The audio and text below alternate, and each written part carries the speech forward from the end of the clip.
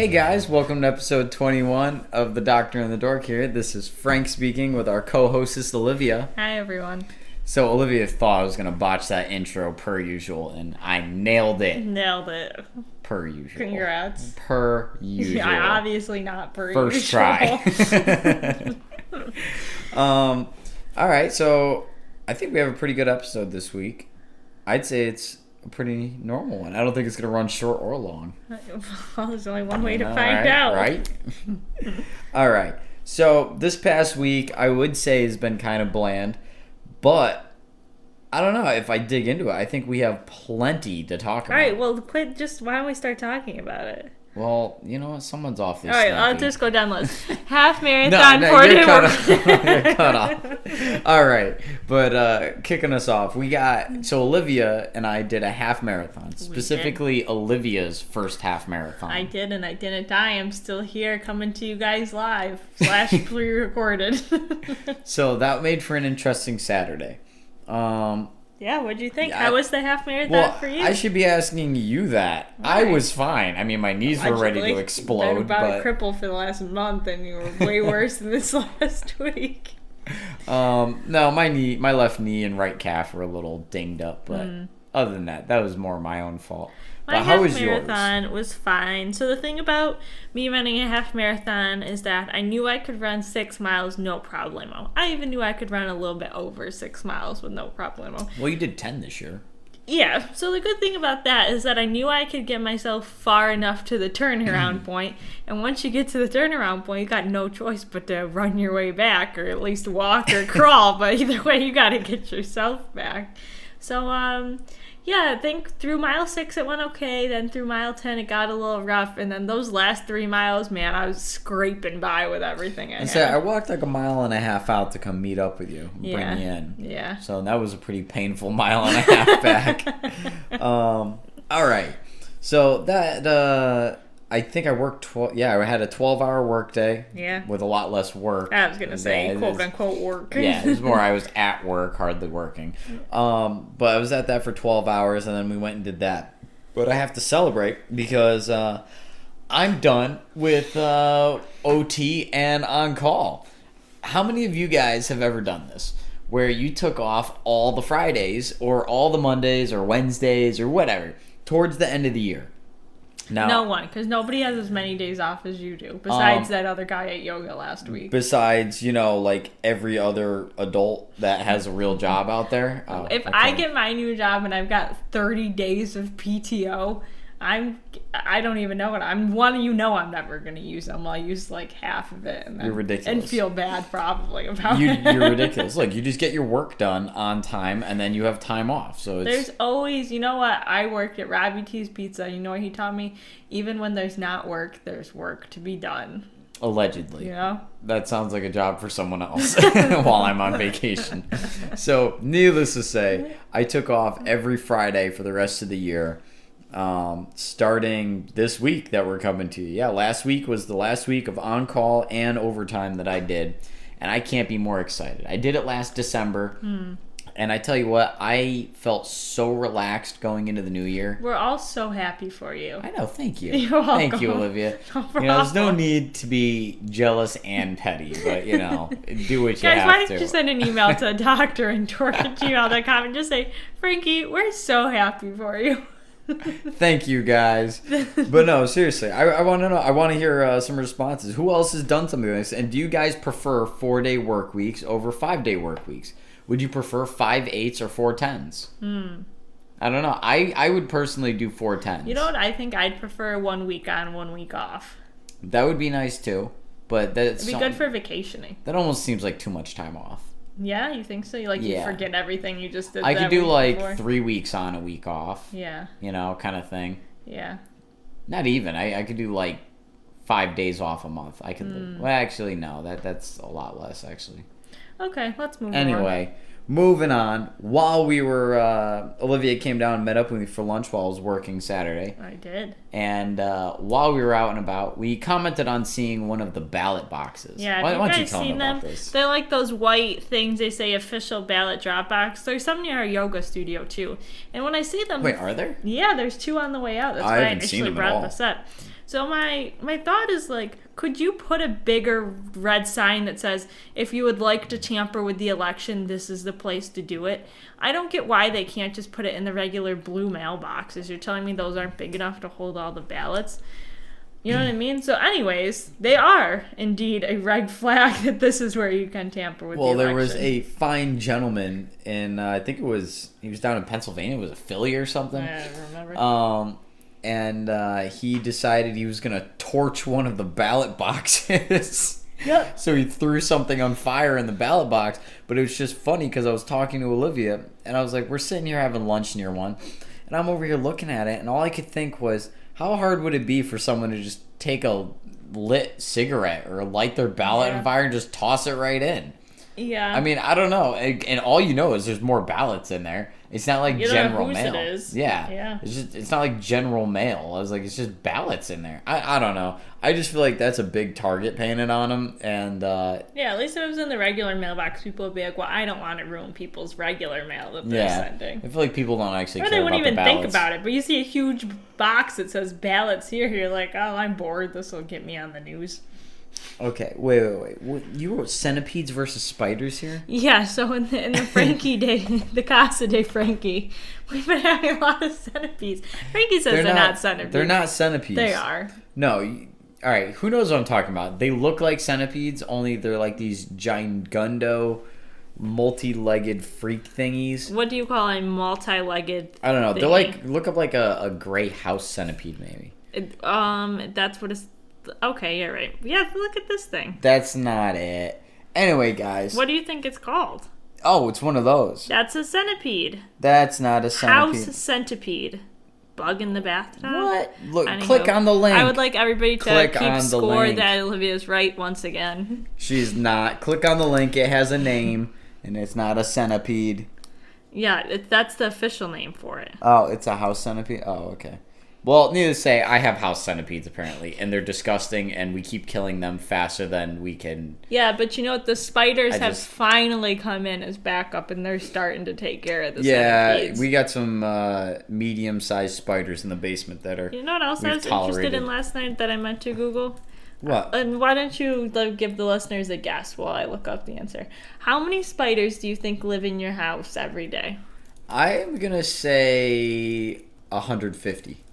150? I would say 150 are in your house at any one time. On average, 61.84 spiders can be found per home. That's a lot of spiders. Yeah, but those are tiny spiders. Christ, we got 2 on the stairwell when you go up. Yeah, I like them there, and I like the ones in the basement. Yeah, but they're like teeny tiny, like even smaller than your pinky nail. Doesn't make them any. It doesn't make it any more wild that you're coexisting with 60. What we've basically got so many pets. There's tons We've got of 61 squirrels spider and pets, birds, and probably 890 centipede pets. Oh my god! Anywho, guys, do you guys have centipedes in your house? It's getting to be about that season. You know, in Syracuse, where I live, we get a lot of those stink bugs. You ever see them? They're like the black ones. Yeah, we get a lot of them. Really? One time I left my air conditioner in the window and I started to take it out but didn't finish, and they all infiltrated on the back of like the air conditioner thing, and then they were all over my wall, and it was actually a horrifying experience. I had to call my dad to come take care of the situation. What an adult you are. Anywho. Alright, so a few episodes ago, guys, earlier in October, we made a trip up to Salem, and we were commenting how, wow, there's just a lot of people up there. Like, we couldn't believe how packed it was. Well, sure as shit, right after we left, Salem is now, or the mayor has shut down all festivities, and Salem is urging people to stay home and not show up. Good but thing there's we got in people while we showing did. up anyway and still wandering about, but they're quite disgruntled that there's no festivities to be had. Do you think the regular places are still open? I imagine the regular places, I mean, as long as there's a buck to be made, they'll stay open. Yeah. But, like, they won't have, like, the street fair and everything that they normally do. Huh. So, kind of disappointing that even Salem got shut down. Yeah. Which, I guess is necessary. I guess COVID's been on the upswing. So. Yeah, I suppose. What's our last note? Did I write that? It's a shout out to all the listeners. We have surpassed 400 listens on our 20th episode. That's right, guys. It's all thanks to you. That means there's 20 of you per... Oh, no, there's only Yeah, that's Yeah, 20 times 20 of you 28. times, yeah, 20 of you. I'll do the math for us. 20 Don't of you worry. that have been listening per episode. Who are you all? We only have 10 friends and a few family members. There's at least 2 or 3 randos that have been in there. Randos. You mean the best fans ever? Yeah. But thank you, friends and family. You guys are the best. This has been loads of fun for us to do, and we just keep on going, I guess. We do. You think we'd run out of things to talk about at this point? You would think. 21 weeks in. Jeez. Yeah, Mama Costa sent us some t-shirts this week. And Oh, yeah. may have inspired some inspiration to get more apparel and Guys. and merch. So if you're looking to support the show, stay tuned. If you guys want a Doctor and Dork t-shirt, we're looking into getting some made. And by looking, I mean I'm looking as Olivia looks at me with anger. All right? And no, I'm real interested, guys, in having some shirts done up. And I just don't want to get them done if nobody wants them. Yeah. So friends, family, if you guys are interested, reach out to us. Random supporters, we love you guys too. So feel free to reach out and let us know. Yeah. All right, Olivia, take it away with the Doctor segment. Dork segment. Yeah, doctor All right, segment. guys, I got a dense spit for us today, so Oh, please geez. stay awake. This is not school. If I'm you're gonna try driving, to keep pull this over, interesting. take a nap. Get your notebook out, get your Word document, get ready to type. Hopefully, Frankie will ask some questions to bring you all back Ooh, to life as what? we go. The first thing, 2 things I want to talk about. I said I would talk about last episode, so I'm bringing them up. And the first one was the first ever Ebola treatment that was FDA approved. That is actually kind of big stuff. Ebola is like some scary. Yeah. If you thought COVID was bad, Ebola is like melt your face off. So this drug was called Inmazeb and is a 3-drug combo, so that's the brand name.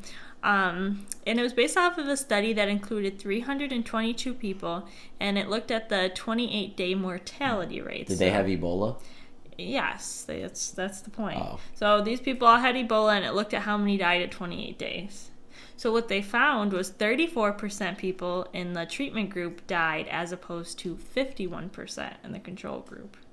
How do you Well, feel that about sucks. They just Right? like didn't treat the control group. So they did it with a different investigational drug, I believe. I didn't read the whole article. I just read some news article about That's some it. shit. But even so, we're like, I'd be real salty if I was in that control group. well, I'm sure it was like probably whatever the standard of care was before that. I guess, but if I look over in the other group, the drug trial group's all surviving, and 50% flip a coin Well, and I'm gonna die. You know what? Sometimes in clinical trials, I don't know if this was the case for this clinical trial, but a lot of times if they see that pretty early on in the trial, they'll actually like write to the FDA and say, we believe it's unethical to continue with this because our drug's being found to be so much more beneficial, and then they'll actually transfer everybody early Oh, into their okay. drug treatment.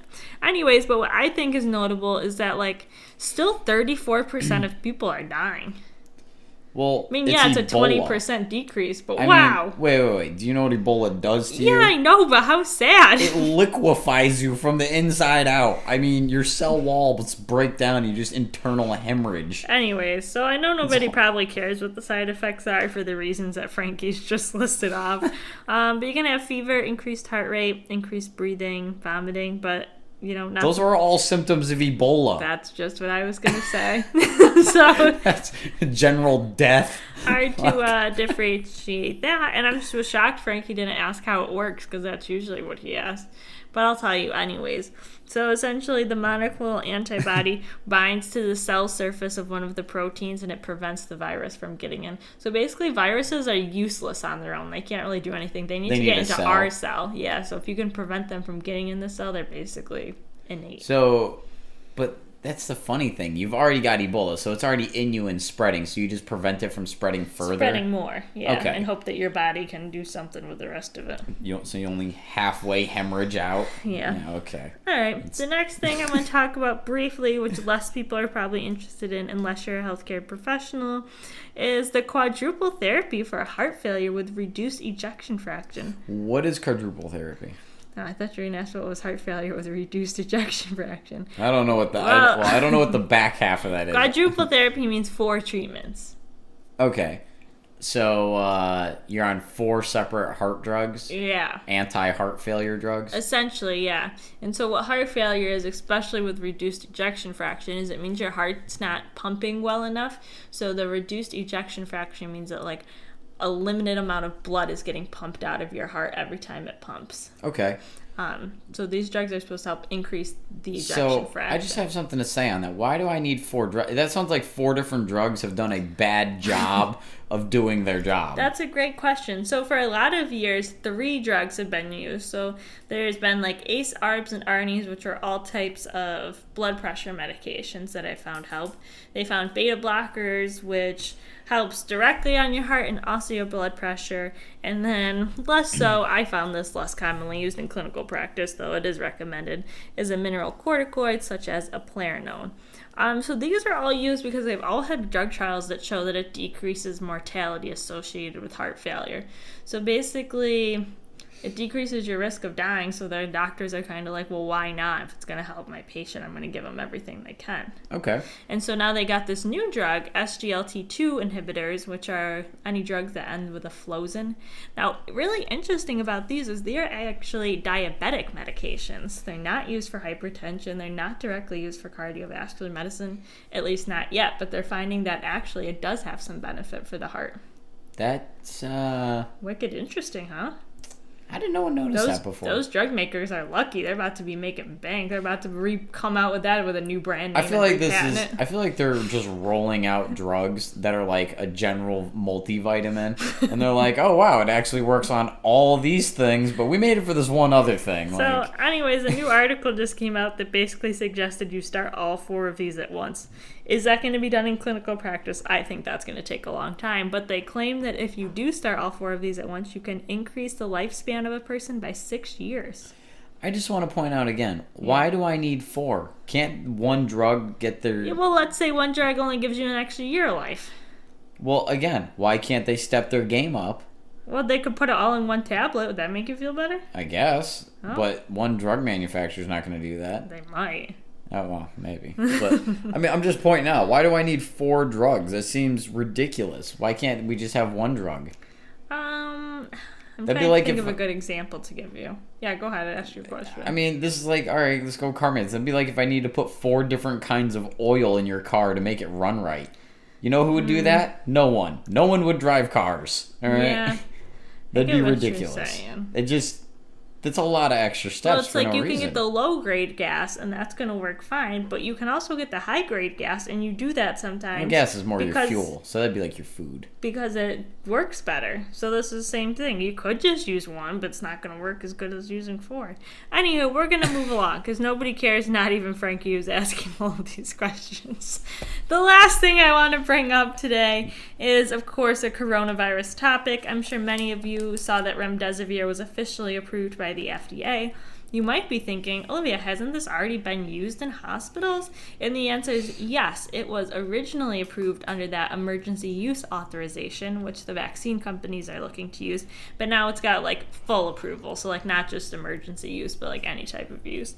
However, I don't know how this drug got said approval. The studies it was based off of, one study found that there was no difference in symptoms.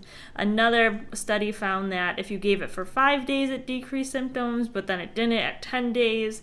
The only one that really had any sort of, merit was that it found the recovery time decreased it from 15 days down to 10 days. So, I don't know. I guess if you're stuck and you really need something and nothing else is working, why not? But I think it was a bold choice by the FDA. That sounds about as useful as a single one of those heart drugs. I'd argue less helpful. Significantly less They made helpful. a drug that was meant to help something, and they missed the mark completely. Yeah, I don't know. It doesn't seem any good. But in terms of the vaccines, AstraZeneca and Johnson & Johnson are both on go. They decided that the adverse effects were not related to the drug. I don't know how they decided that. You'll have to send them an email and ask. I still haven't seen if Pfizer or Moderna or any of the other companies have submitted an application for approval yet, so really no updates on the vaccine front. Have you seen any updates? Nope. I saw the remdesivir thing because I sent that over to you, but you'd already read it. And then, I mean, yeah, no, I think that's it. I mean, I think according to the president, he's immune. So I don't know. Should we just drink his blood? I don't know. Does that work? I saw that they're actually looking at another new drug for coronavirus, but I don't remember the name of it. And I know I haven't talked about it. Wait, what happened to the Russian one? Stuff. And you ask me that every week. I don't live in Russia, so I don't know and don't care. I don't know. Hey, all I'm saying is Russia might have figured it out. Also, South Korea, a bunch of people are dying from their flu shot, but oh yeah, I haven't really found anything conclusive. But I guess I want to say Singapore. I think it was Singapore has decided to voluntarily stop giving 2 of the vaccines that have been causing the deaths. In, okay. South Korea. Yeah, that's a little worrying that the flu vaccine is dropping people. Yeah, I don't know. I'm gonna wait till we have more data before I concern our listeners too much. Don't know. All right, here you go. Take us away. All right, I sound like a conspiracy theorist right now. Anyway, guys, all right. So in the dork world, we have a few different things going on. I suppose I should start with... I'm going to go with my games. So Cyberpunk 2077, which is basically the only reason I'm buying a PS5 at this point, has been delayed to December 10th. Well, now you don't need to rush as much to get one, right? No, I don't. And I'm a bit salty, but at the same time, I'm like, whatever. I can wait till Black Friday when there's like a sale or something. Sure. Though I doubt it'll be on sale. But yeah, so Cyberpunk 2077 has been kicked out for a bit. Oh, excuse me, burping. Next. I'm pretty sure every podcast he burps right into drandork@gmail.com if that's true. What? You're getting way too quick with the plug there. All right. I'm pretty sure I'm gonna listen to them all and send you recordings of that clip. Anyway, so I just wanted to go over like the pros and cons to the Xbox and the PS5. And I've noticed a really interesting tactic that Xbox has, or I should say Microsoft, has really picked up. They're not pushing for console sales. No, they're pushing for the games that you can play on the console. Exactly. They've basically taken a back seat and gone, don't buy our console. We don't care. You can get it on the Nintendo Switch, the PlayStation, the PC. You can play it on the older Xboxes. They're like, and they're really pushing the Game Pass right now. And the Game Pass is basically their free-for-all. You can play all their games and whatnot. But they're really not worried about console sales because they're just worried about bringing people into their network. And like Minecraft, right? You can get that on PlayStation. More of a kid's game. Very fun, though, regardless. And yeah, that is a Microsoft game. They bought out Mojang years ago. And... yeah, it's just very interesting how they're going a completely different route because PS5 is landslide killing them with console sales. Are they? Yeah, so they produced a lot more consoles than Microsoft did and sold out all of theirs already pre-sale. So we have to wait and see. They haven't released what's actually going to be available on November 12th when the PS5 releases, but we'll have to wait and see. And then Xbox is just the week after, so which I believe is November 20th or 19th, something like that. So, moving on within the realm of IT, Starlink. I brought this up because it was Elon Musk coming to the rescue of the firefighters. Oh my God, nobody cares about Elon Musk. I do, a lot. You know, guys, sign up for the Church of Elon Musk. I'm just saying. He's the Lord and Savior. No. But seriously, guys. So Elon Musk, they have moved their Starlink satellites above Texas now that the fires have semi-receded, I guess. And apparently for a starter fee of $99 a month and a $500 upfront fee. Now stop before you say anything. What does this buy me? I don't even know what I'm getting. It's internet. But here's the thing, though.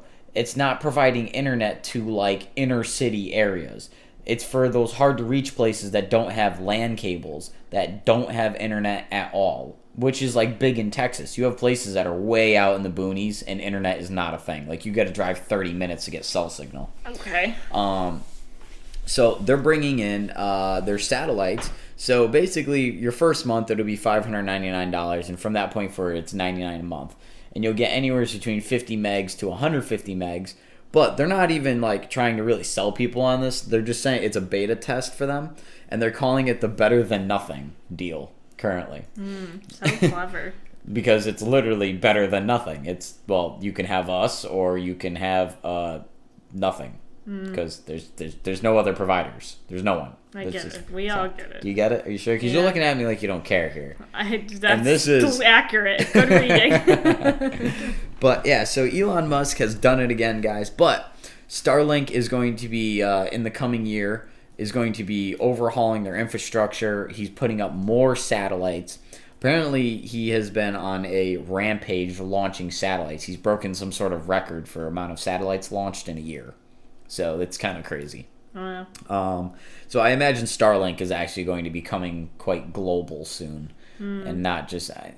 Hey, I won't argue with getting rid of Cox Cable. I'll buy Musk Internet. Elon Musk, in order for me to really appreciate his works, he's got to make something more that the average person can utilize. I'm sorry, are cars and train tunnels? I guess if you're a billionaire and you can go out and buy those things. A car. Yeah, those are some expensive cars. His cars are $29,000. Allegedly. Oh my God. And a train ticket? You can't afford a high-speed train ticket? I don't know. How much either? Like $30. Yeah, that's probably in the budget. Oh, okay. You can afford one of his, what are they, 1 penny bricks that we talked about from the Boring Company? I don't need any bricks. Oh, okay. Or how about his internet or round-trip commercial flights to Mars? Right, that's literally ridiculous. Okay. Or telepathy via the Neuralink? No? Nothing? No. Okay. Apparently you're too poor for all that. For sure. So, besides that, guys, the only other thing that I have is this weird device, because I have a constant struggle with spicy peppers. And by constant struggle, I mean I hate everything spicy. You said in a previous podcast that you like jalapeno peppers. Yeah, I like the flavor of jalapeno. I don't like the spiciness of jalapeno. Ay. And they're not even spicy. Try a habanero and I would die. All right. I can't wait to see how this is related to regardless, there is a pepper device that you can hook into your phone, and it'll tell you how hot your peppers are. Once again, why don't we create something that the normal person wants and needs? Well, when I buy one for myself. Guys, you know how usually women are the one that order Amazon things and packages come every day for them? Frankie is the woman in regards to that. Yes, I do buy lots of trinkets. Tomorrow we'll probably have a pepper tester for the phone outside getting dropped off. Guys, when I get these pepper testers, because I think I might buy 2. All right, gotta have one in the work car and at home. All right, in case Olivia tries to drug me with some hot peppers. But yeah, no, because the reason I bring it up is because they used to be rated by Scovilles or whatever. And that was just a really weird way of rating it because it was very subjective. So they found in labs, like there's different labs, their Scoville ratings would be like up to 50% off. So like just vastly different. There was a hierarchy like, oh hey, these peppers are hotter than these ones. Like ghost pepper reigned supreme overall anyway. But there was arguments over. So what's this thing gonna tell you? So this one brings in it measures the actual, I forget what it's called. Capsaicin? Yeah, it's that thing. Yeah. In the pepper, and it tells you what the level of capsaicin or whatever it is in the pepper, which is a far more accurate reading of how spicy it is. So you're gonna plug something into your phone and scan it like you would a breathalyzer. Yeah. Okay, why don't you buy one? I'd like to see it and give it a review. I already said I'm gonna buy one. All right. But that reminds me. Do you have more things to talk about? No, I got nothing else. Go ahead. You said but? I said but, that's all I got. Okay, that reminded me of 2 things I would like to discuss that I didn't bring up previously. Number 1, there is now a pink pineapple available on the market for over $40. Is it worth the money? Probably not. However, do I want to buy a pink pineapple? It's like pink on the inside, like you cut it and it's not yellow, it's pink. Yes, I do want one. I could make some pretty good mixed drinks at the end of Sober October if I had this pineapple. 2 days to go, guys. Just saying. Number 2, shout out in the most negative way to Busch Light for not selling Busch Light apple in the state of Connecticut. How am I supposed to review your product if you don't sell it here? That's all. Yeah, they're only selling it in select counties in like 13 states. Ridiculous. Which is laughable. You want to know why? Because they know it's garbage and they're trying to pander it. No, because they know it's bomb and they can only make so much. There's only that it's either going to be garbage or it's like the McRib, and they're trying to hype it up by making it very limited. That's what I think it is. If you've had a bush apple, write into drandork@gmail.com and let me know how it was. But other than that, guys, I think the last thing we have is congrats for surviving Sober October. You are in the final week. Olivia and I's ends Thursday night after our 10th thing of hot yoga. Yeah. So we will be getting some Cheeks chicken and waffles. And we will be getting a beer, and I will be having a large coffee Friday morning, regardless of if I'm awake or I'm sleepy. But hey, guys, thank you again for getting us to 400 listens. It means the world to us. And we will see you on episode 22. All right, later, everyone. Bye.